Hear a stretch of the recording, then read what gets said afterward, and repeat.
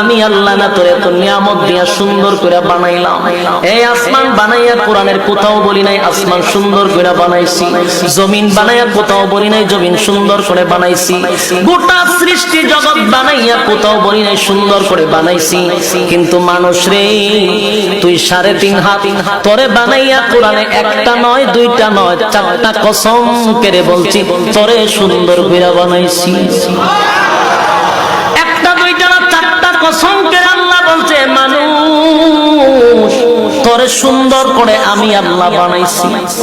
ও তিন ফলের কসম, ও জাইতুন ফলের কসম, ও তুর সিনিনা সিনাই পর্বতের কসম, ও হাযাল বালাদিল আমিন পবিত্র মক্কা নগরীর কসম।